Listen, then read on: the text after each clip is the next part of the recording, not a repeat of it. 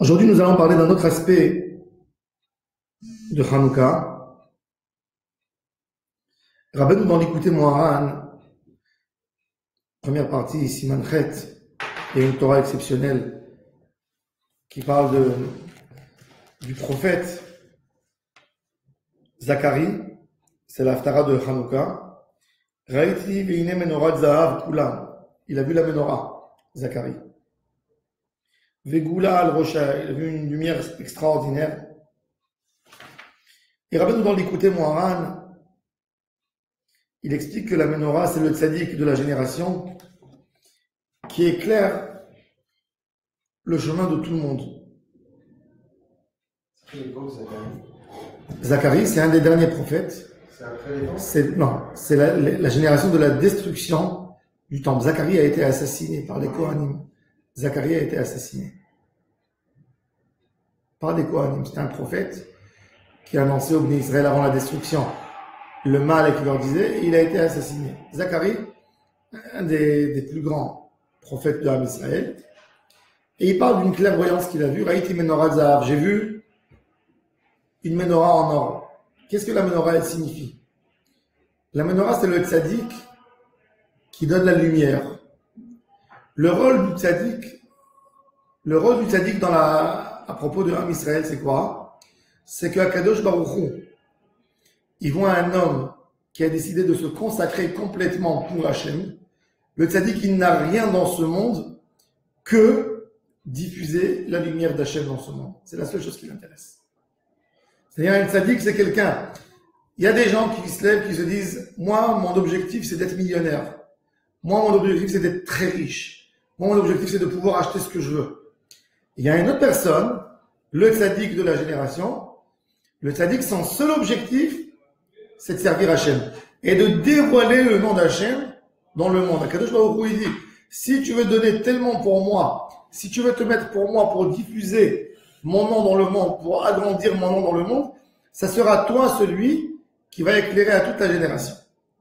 Donc le rôle du tzaddik quelque part, c'est de nous aider à trouver notre chemin dans la Avodat Hashem. C'est la lumière. C'est la lumière. Il est là pour éclairer. Il est là, quand on ne comprend pas quelque chose, il nous explique où il faut y aller. Quand on ne sait pas comment il faut servir Hachem, il nous explique comment servir Hachem. Ça, c'est le rôle du tzaddik.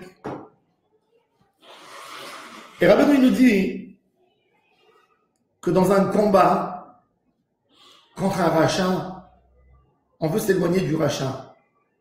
Qui peut vraiment nous donner l'idée de s'éloigner du rachat?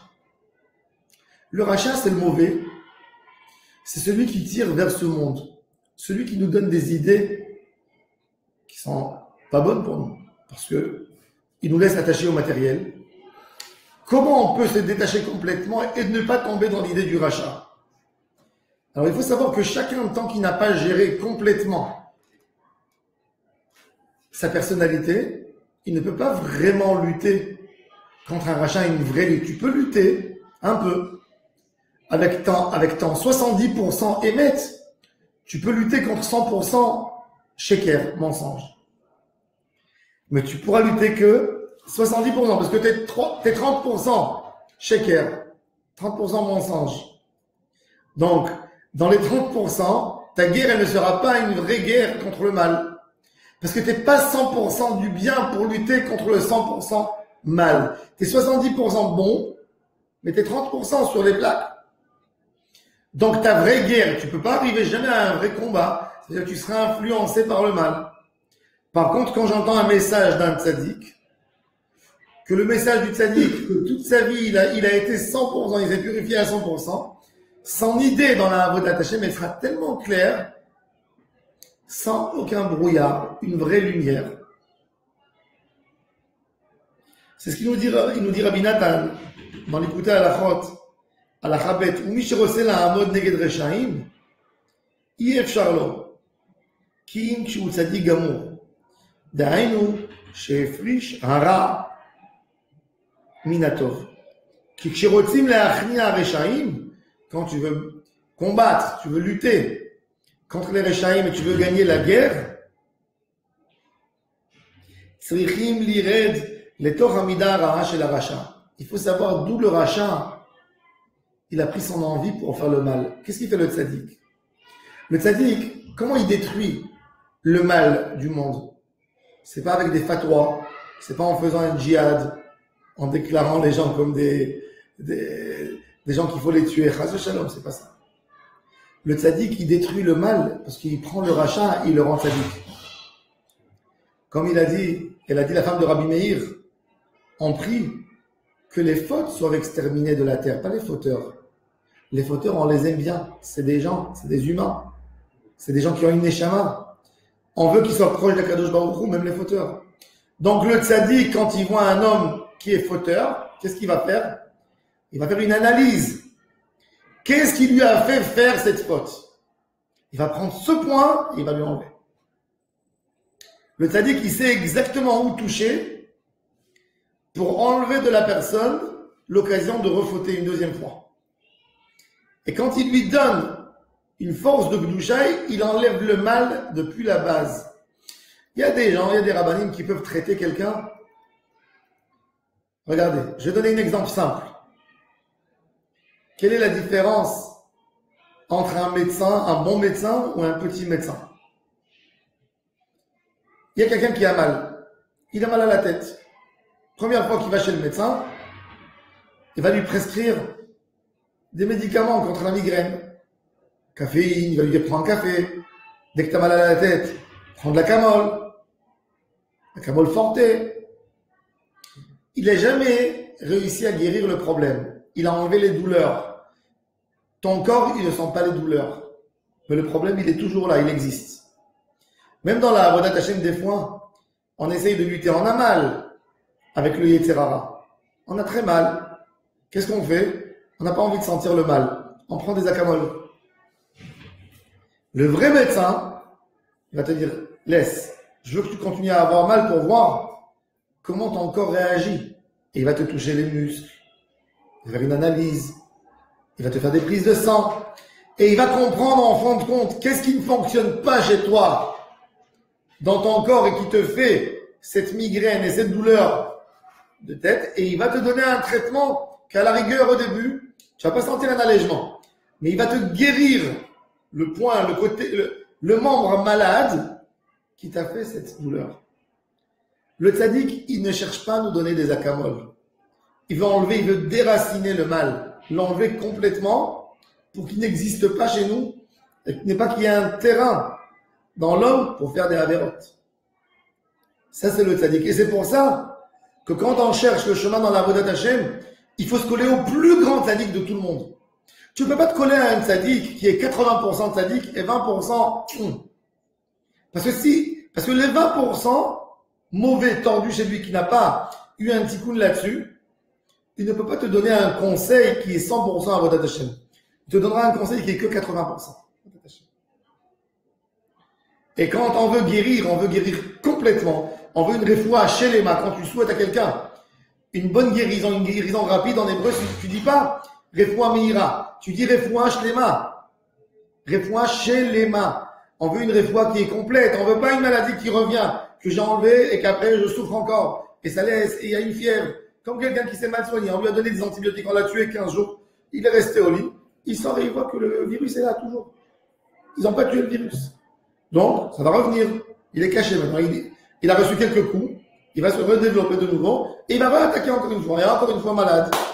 Et répète, et répète, et répète. Donc, on cherche quelqu'un qui va nous donner, qui va nous faire un traitement qui va éliminer le mal. Ça, c'est qu'un tzaddik gamour qui a éliminé, qui s'est contrôlé tellement et qui a éliminé son mal à lui. Il est 100% bon. Celui-là, il pourrait me donner un vrai conseil, me diriger dans le bon chemin. Et quand il voit le rachat, il analyse tout de suite le problème que le rachat a chez lui pour le guérir. Et c'est pour ça qu'il lui enlève. Regardez, qu'est-ce qu'il dit Rabbi Nathan. Mashpil Rechaim Radé Aretz. C'est Rachet Tevot, Aleph Resh Mem Ain.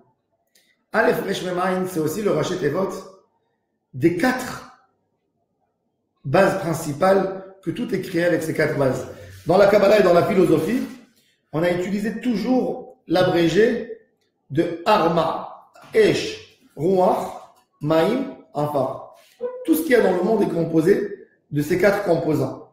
Le feu, le vent, l'eau et la terre. Le plastique, il est de la terre. D'accord? Il y a d'autres choses. Quand un animal, qu'est-ce qu'il a? Il a de la chaleur, donc il y a du feu. Qu'est-ce qu'il a encore? Il a de la terre. Il a aussi de l'eau. L'homme, il est composé des 4. Il a le feu en lui, c'est le corps qui est chaud. Il a le vent, le souffle. Il a l'eau, c'est le sang qui circule dans son corps. Et il a le rafar, sa chair qui est venue de la terre, qui a rafar à table et rafar à chou. Donc tout. Mashpil Rechaim Ade Aretz. Le tzaddik, il rabaisse le rachat. Comment il rabaisse?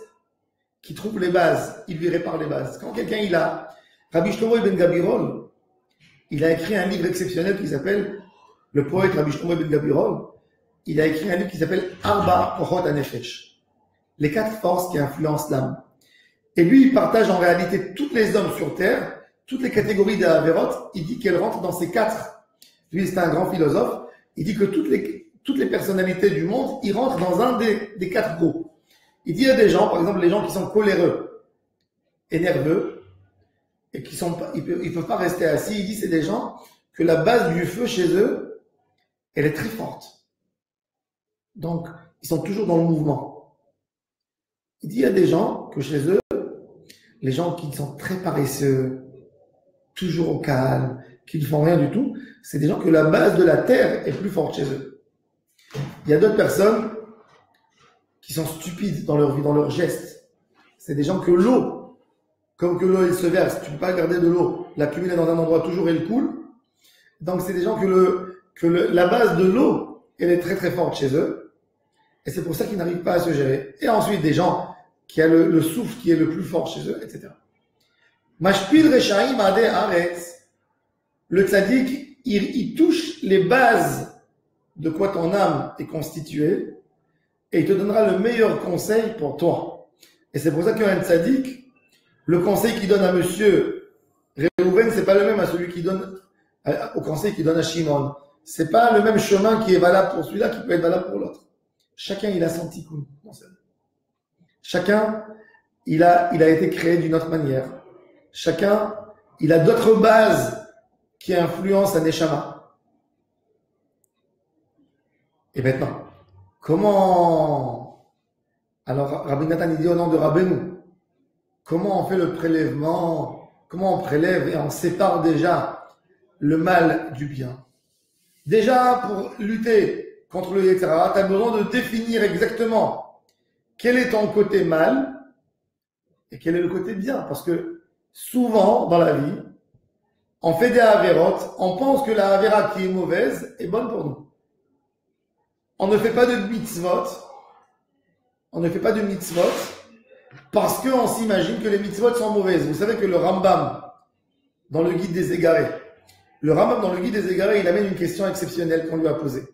Il dit, un homme très intellectuel m'a posé une question. Il dit, regarde, Adam et Ève, avant la faute, avant qu'ils ont mangé le fruit interdit, comment ils étaient? Nus, comme des animaux. Il dit, quel cadeau ils ont reçu sur leur faute? Dieu leur a dit, vous allez manger, vous allez être punis. Ils ont eu le plus beau cadeau du monde. Ils ont eu la connaissance. La connaissance. Alors il dit, ils n'ont pas été punis en réalité. Ça veut dire quoi? Ça veut dire qu'ils n'appréhendaient pas du tout le monde dans lequel ils étaient. Ils comprenaient rien ce qui se passait. Si quelqu'un n'a pas honte, imagine-toi, essaye de t'imaginer un homme qui n'est pas habillé. C'est pratiquement, pour nous, c'est presque un animal. Non, mis à part les habits, parce qu'ils sont autour de leur environnement. Alors il dit, ils ont eu le da'at. Avec la da'at, ils ont mangé du avec la da'at. Donc il dit, ils ont reçu le plus beau cadeau parce que je préfère une vie à court terme, mais avec un savoir que je passe, que je tire bénéfice d'une musique, que je profite d'un beau paysage, que j'ai des belles paroles, que j'ai du goût dans ce que je mange, plutôt que de vivre une vie sans limite, mais une vie qui n'a aucun sens dans cette vie. Alors il dit le Rambam, alors c'est pas une punition, cet intellectuel a posé la question. Le Rambam il dit c'est une très bonne question, il dit écoute bien ce que je te réponds. Écoutez bien ce qu'il dit. Le Rambam dit qu'avant la faute de Adam et Ève, le monde était partagé à quoi? Vérité, mensonge. D'accord?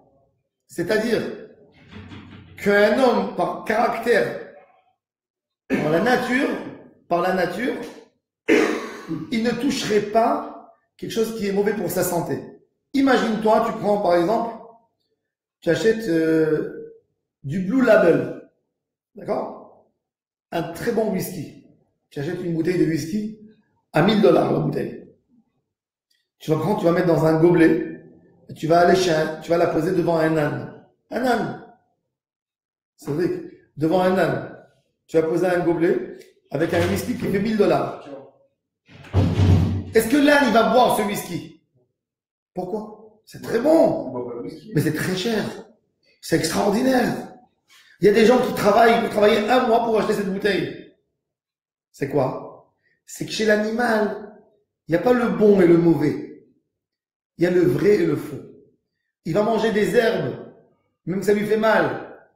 Il préfère des herbes plutôt que de manger de la viande, parce que son corps ne mâcherait pas bien, n'aurait pas un bon résultat pour lui. Son corps lui dit ne mange pas de la viande parce que tu auras des problèmes de digestion. Donc il ne touchera pas, même qu'elles sont bonnes. Parce que la question chez lui, chez l'animal, quand il voit quelque chose, il ne se pose pas la question bon ou mauvais. Émet ou sheker. Émet, c'est que Dieu a dit que je dois manger des herbes. Sheker, c'est tout autre chose. Émet, c'est de boire de l'eau. Toute autre chose, c'est sheker pour moi. Adam et Ève, avant la faute, la seule idée qui les dominait dans la vie, c'est est-ce que c'est bien de le faire ou c'est pas bien? C'est-à-dire, est-ce que le émet d'Hachem, il faut le faire ou il faut pas le faire? Depuis qu'ils ont mangé le Etz Hadaat, c'est devenu Tov Vera.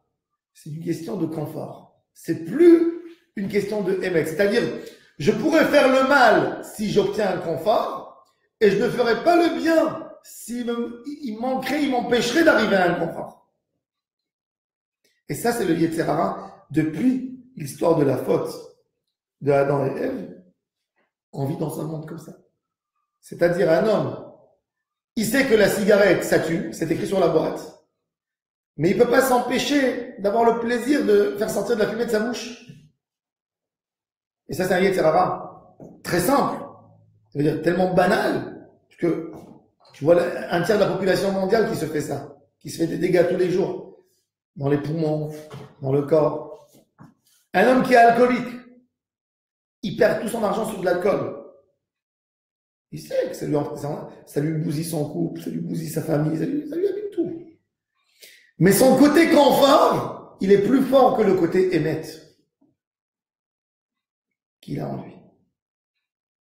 Le tzaddik, c'est quelqu'un qui a réparé la notion, c'est quelqu'un qui n'est plus attaché au côté bon ou mal ou mauvais.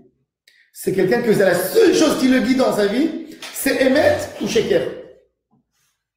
C'est quelqu'un qui peut manger 5 ans le même plat. Le Baal HaTanya, il a mangé 3 ans suivis tous les jours des pâtes, sans aucun assaisonnement, pour annuler complètement l'envie à la nourriture. Il a dit, je ne sens plus rien du tout dans la nourriture que je mange. Il ne voulait pas il sentait qu'il aimait, qu'il allait accorder trop d'importance à ça. Il a tout annulé. Je ne dis pas maintenant d'aller dans des extrêmes. Mais le tzaddik à émet, c'est quoi le tzaddik à émet? Pourquoi le tzaddik à émet s'appelle émet? Parce que le tzaddik à émet, il a choisi son émet. Même s'il sait que ça va lui coûter très cher dans la vie de société, dans son entourage. Les gens vont le regarder comme un fou. Vont le regarder comme quelqu'un qui se prive de tout. Du moment qu'il sait que c'est le émet, il ne touche pas. Nous tous, on a des petits points de émet. Quels sont des petits points de émet? Je mets du poison. Je vais l'entourer avec un papier que je fais des bonbons. Je vais l'amener à quelqu'un, je vais lui donner. Il sait que c'est du poison. Même s'il y a un très bel emballage, est-ce qu'il va le manger? Non. Parce qu'il y a des petits points que le côté émet, il est très fort. Mais par exemple, un enfant que son côté émet n'a pas été encore construit, qu'il est que dans le Tovera, tu peux le perturber malheureusement avec ça. Et voilà, comme c'est beau, essaye quand même. Tu vois. Ça, c'est le yin de Emet et Sheker. Dans tout ce qu'on passe dans la vie, malheureusement, on a le côté, mais je vais tirer un bénéfice, laisse-moi faire la Avera. J'ai envie de tirer un profit. Et on s'éloigne du Emet. On rentre dans le Tov et Ra, mais on s'éloigne du Emet et Sheker. Et c'est pour ça que le seul qui peut vraiment nous guider dans la Avodat Hashem, c'est le Tzadik à Emet, qui est complètement que dans le Emet et Sheker. Le Sheker pour lui, c'est il faut s'éloigner jusqu'au bout, et le Emet, il faut se coller jusqu'au bout. C'est le seul qui peut te donner une réalité. Comment tu peux t'en sortir de tes problèmes? Et ça, c'est Hanouka. C'est ce qu'il a dit Zacharie. Raïti menorah zahav. J'ai vu une menorah zahav. Et c'est pour ça, tout le lien de Hanouka, c'est quoi? Pourquoi on allume Hanouka? On veut célébrer la victoire des Juifs contre les Grecs. La victoire des Maccabis. Le Grec, avec sa philosophie, il va t'expliquer que le mal absolu, il est bon. La philosophie, c'est d'essayer de prouver à quelqu'un quelque chose qui est contre le Hémet. Souvent. C'est de justifier un mauvais comportement par une idée. Et le tzaddik, tout son rôle, c'est de se coller à Hachem, c'est de se détacher de toute envie matérielle. Et quand tu n'as plus d'envie matérielle, tu n'as plus aucun intérêt matériel, tu te poses la question maintenant, qu'est-ce que Dieu veut de moi? Qu'est-ce que Dieu exige de moi? Et là, tu te mets complètement dans la Avodat Hashem. Et c'est pour ça que la menorah, elle symbolise le tzaddik qui va éclairer la route. Ça, c'est la notion de Hanouka. C'est la tata. Reshaim beyat tzadikim. Temeim beyat teorim. Zedim dans les mains de Roske Toratera. Parce que c'est la seule chose, ça c'est le vrai débat de la vie. Les Grecs et les Maccabis, c'est toutes les générations, ça existe. Chaque génération, il y a ces débats. Il y a nos débats entre le Hémet. On est convaincu quelque part du Hémet, mais on n'ose pas à franchir le pas, le seuil de la vérité. Ça va nous coûter cher. On ne pourra pas se comporter comme on veut. On ne pourra plus faire notre rituel. Ça nous coûtera cher. Alors on n'a pas envie de rentrer dans le Hémet. On n'est pas dans le Hémet, on est dans le Tovera, on n'est pas dans le Hémet. Et c'est pour ça qu'il faut avoir des moments de réflexion, d'aller chez le tzaddik, que le tzaddik il te tape sur la tête, il te dit mon fils, t'es pas dans le Hémet, t'es en train de te mentir. Tu passes à côté. Ça, c'est Hanouka. Ça, c'est l'aspect de Hanouka. Et Bezrat Hashem, on continuera la semaine prochaine. Qu'est-ce qu'ils voulaient les Yévanim? Comment ils voulaient nous faire oublier la Torah? Je vous souhaite à tous et à toutes une excellente journée. Shavua Tov, Shabbat Shalom, Mevorach. Beaucoup de force et beaucoup de lumière.